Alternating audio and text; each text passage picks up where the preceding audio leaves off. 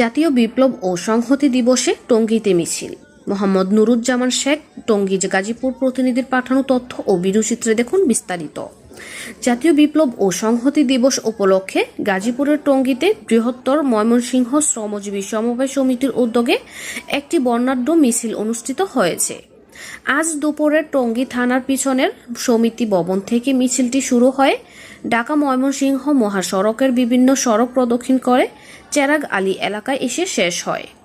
মিছিলে নেতৃত্ব দেন গাজীপুর মহানগর যুবদল নেতা সরকার শাহনুর ইসলাম রনি, বৃহত্তর ময়মনসিংহ শ্রমজীবী সমবায় সমিতির যুগ্ম আহ্বায়ক ও 55 নং ওয়ার্ড যুবদল নেতা মোহাম্মদ হুমায়ুন কবির, টঙ্গী পূর্ব থানা বিএনপির নেতা ও সমিতির যুগ্ম আহ্বায়ক শেখ মোহাম্মদ মানিক, যুগ্ম আহ্বায়ক আশরাফুল আলম এবং রফিকুল ইসলাম সহ অন্যান্য নেতৃবৃন্দ।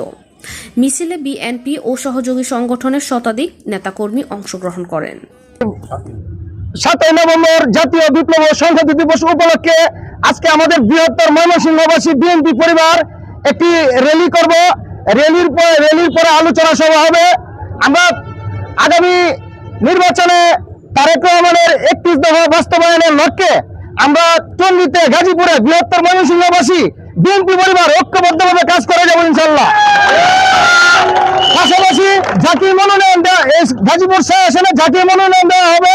আমরা তার পক্ষে তারেক রহমান যাকে দল যাকে মনোনয়ন দিবে আমরা তার পক্ষে কাজ করে যাব ইনশাআল্লাহ।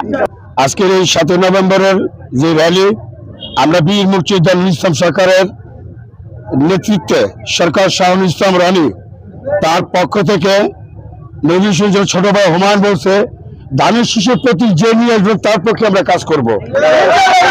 আমাদের নেতা জনাব হাসানুদ্দিন সরকার, রাকিব হোসেন পাপ্পু ময়মনসিংহ সমিতির পক্ষ থেকে তাদের আমরা সমর্থন করছি।